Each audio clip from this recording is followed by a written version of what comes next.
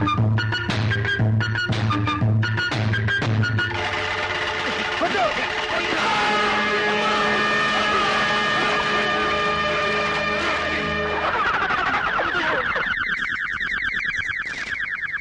రాజు సాక్షాత్తు దేవుడు బాబు. కృష్ణుడు వేషం వేస్తే కృష్ణుడు, శివుడు వేషం వేస్తే శివుడు. ఏ వేషంలోనైనా నటరాజ కాంతితో వెలిగిపోయేవాడు బాబు. దేవుడు కాబట్టే మాలాంటి అధముల మధ్య ఇమడలేక వచ్చిన లోకాలకే వెళ్ళిపోయాడు బాబు. వెళ్తానన్న వాడిని ఆపలేని క్రూరుణ్ణి నేనే బాబు.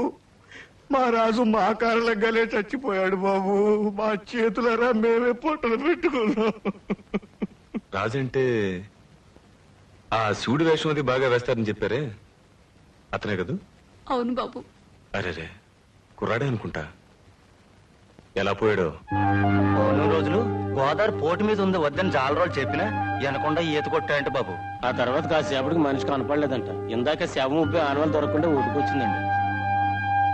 బాధపడ గురుమూర్తి, పోయిన ప్రతివాడు దేవుడే, అలాగే పోవడం సహజం కూడా.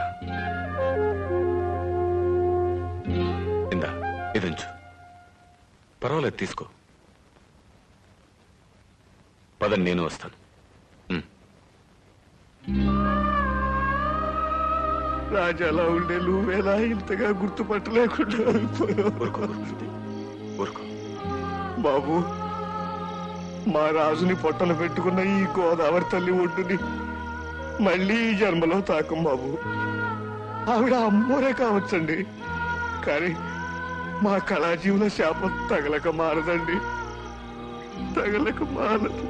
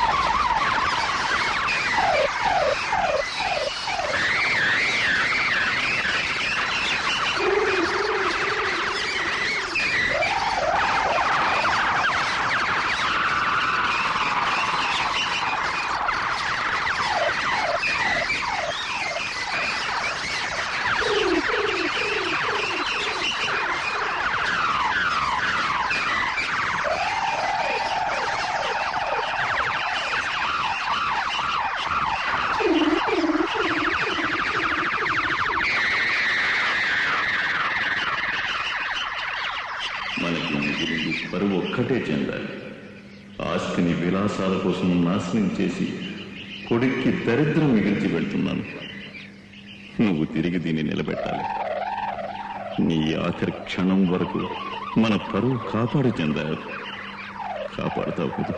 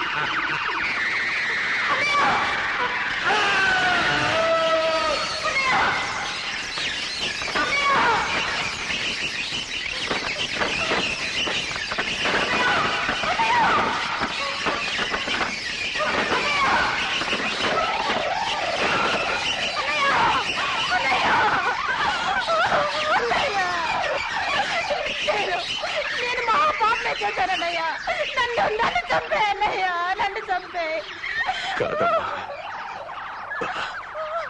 నీ పచ్చని జీవితాన్ని రాజరిక పంజరంలో బంధించి మహాపరాధం చేసిన పాపాత్మున్నమ్మా. నా కారణంగా నువ్వు చచ్చిపోకూడదన్నయ్యా. నేను పోతున్నది నీ కారణంగా కాదమ్మా, పరువుతో పోరాడి ఓటమి చేతుల్లో ఓడిపోతున్నాను. ఎన్నడూ చీమకైనా అపకారం చెయ్యను నేను మన వంశ ప్రతిష్ఠ కోసం ఒక మనిషిని చంపించి మరిపోతున్నాను. పలానా రాజుగారు అబ్బాయి బికారి బ్రతుకు భయంతో పొడుచుకు తెచ్చాడని ఈ లోకం అనుకోకూడదు. మన వంశ గౌరవానికి కళంకం ఏర్పడుతుంది. రాజుగారి సర్వస్వం కాచేద్దామని ఎవరో చంపారనుకోవాలి. లోకం నోట్లో మన కీర్తి అలాగే వెలగాలి. బయట ప్రపంచానికి నువ్వు వెళ్ళిపోయినా మన వంశ చరిత్ర ఎవరికి చెప్పకు సుమా. నీ పేరు కూడా మన వంశం కోసం, ఈ అన్నయ్య కోసం ఈ పని చేస్తాం కదా. చేస్తానన్నయ్యా. మన వంశం పేరు, నా పేరు ఎవరికి చెప్పను, ప్రమాణ పూర్తిగా చెప్పను. భవిష్యత్తు ఏమిటని భయపడే ఎలాంటి చెడు నిర్ణయం తీసుకోకు. గుండె ధైర్యంతో అడుగు ముందుకువే. బ్రతకడానికి నీకు తప్పకుండా మంచి దారి కనిపిస్తుంది. మంచి దారి.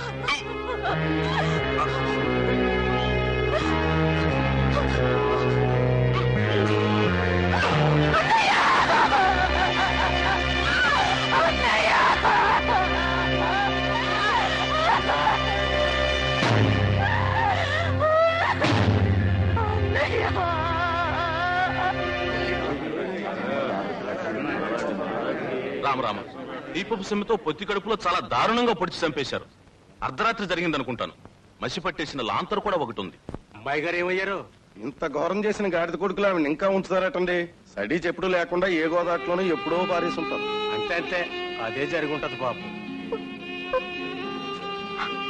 కనీసం శవాన్ని చుట్టానికి కూడా ఎవరు లేని దిక్కుమాలిన చావు రాజాగారికి వస్తుందని కల్లో కూడా అనుకోలేదు. ఏం చేస్తాం, జాతరలాగే ఈ కార్యం కూడా మనమే జరిపించేద్దాం. పదండి. అలాగే. ఏంటమ్మా దూరం నుంచి చూడక అలా మీద పడిపోతావేంటి? తప్పుకో తప్పుకో, శవాన్ని తీయాలి.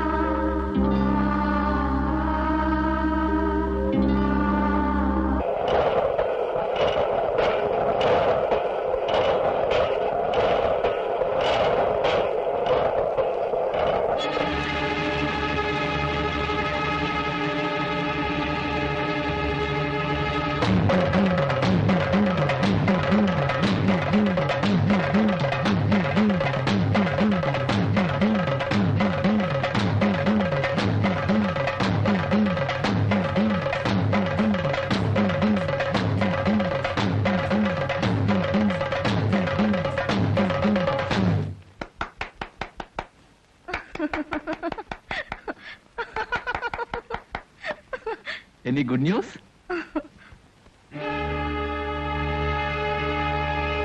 చాలా గొప్పవాడివి దేవదాస్. నాకు పునర్జన్మనిచ్చిన దేవుడిగా ఇన్నాళ్ళు నిన్ను పూజిస్తూ వచ్చాను. ఇక ముందు ప్రార్థిస్తాను. నా ప్రాణంలో ప్రాణంగా నిన్ను నమ్మి నాలోనే సమాధి చేసుకున్న నా గతాన్ని నీకు చెప్పినందుకు ఫలితంగా గొప్ప రిలీఫ్ నిచ్చావు నాకు. ఇప్పుడు నేనేమైపోవాలి? ఏం చేయాలి? రేపు ప్రజలకు నా చరిత్ర తెలిస్తే నేను ఎలా బ్రతకాలి? అసలు ఎందుకు చేసావు ఈ పని? ఎంత కాసుపడి చేశావు? నన్నే అడుగుంటే ఈ లక్షలన్నీ నీ ముందు గుమ్మరించేదానిగా. కాదు, నువ్వేదో పెద్ద అంచనాలతోనే నన్ను రైలు దింపావు. ఎన్నాళ్ళు నన్ను ఇంత పవిత్రంగా చూసావంటే వెనకేదో ఉంది. నువ్వు చల్లని పడగనిడవి. ఇంకొక క్షణం కూడా నేను నీళ్ళలో బ్రతకలేను. వెళ్ళిపోవాలి. నా ఉనికి తెలియని మరో చోటికి వెంటనే వెళ్ళిపోవాలి. ఆగుతారా? నీ ఇష్టం వచ్చినట్టు వెళ్ళిపోవడానికి ఇప్పుడు నీ జీవితం నీ సొంతం కాదు. కొన్ని కోట్ల సినిమా వ్యాపారం నీతో ముడిపడి ఉంది. నాది పడగనీరంటున్నావుగా. ఈ స్థితిలో నీకు ఏం చెప్పినా అర్థం కాదు. నేనే వెళ్ళిపోతాను. నన్ను ఇంతగా అర్థం చేసుకున్న నీ నుంచి దూరంగా వెళ్ళిపోతాను.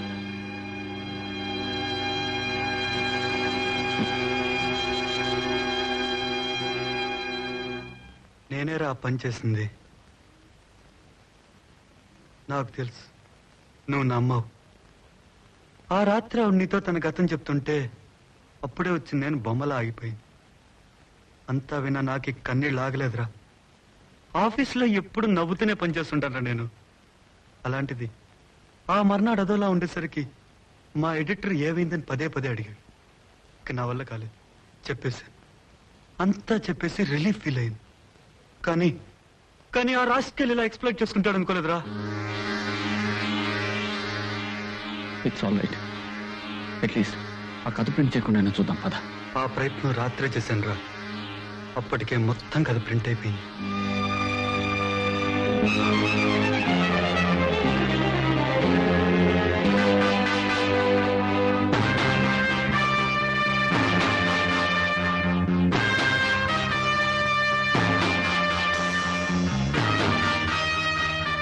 సితార జీవిత చరిత్ర పుస్తకాలు, సితార జీవిత చరిత్ర పుస్తకాలు, సితార జీవిత చరిత్ర పుస్తకాలు.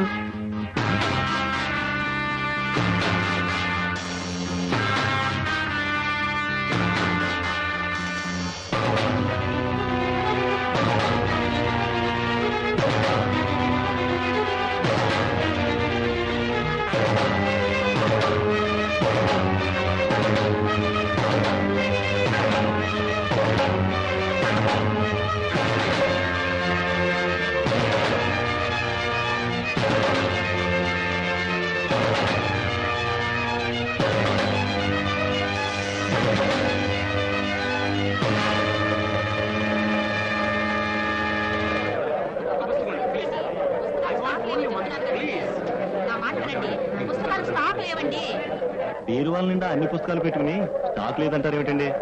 అవి నెల రోజుల క్రితం బుక్ చేసుకున్న వాళ్ళ పుస్తకాలండి. కావాలంటే ఇప్పుడు డబ్బు కట్టి మరో నెల తర్వాత వచ్చి తీసుకెళ్ళండి. రాజు మిమ్మల్ని ఆ జాతర రోజు ముద్దు పెట్టుకున్న సీన్ లాంటి సీను ఇంతకు ముందు ఏ చిత్రంలో నటించారా మేడం?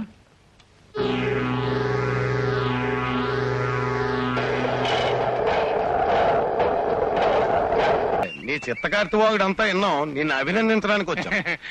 మన అభిమానులు ఎరా బేతాళుడు వేషం వేసినోడు నువ్వేనా? చిత్తం అంతా నర్రాజు దయ. తమరు శాంతించండి. మీరు కొత్తగా ఈ ఊరికి వలస వచ్చిన నక్కల దొరగారు. నీ వేషం చూసి దర్శకుని వీరి అబ్బాయికి 6 విరోచనాలు గట్టు తగిన గోదావరిలాగా అయిపోయినాయంట. నువ్వేంటయ్యా మెత్తగా సాగదీస్తున్నావు? అదేంటయ్యా నువ్వు నన్ను బెదరగొట్టేస్తున్నావేంటి? నేనేదో మాట్లాడుతున్నానా?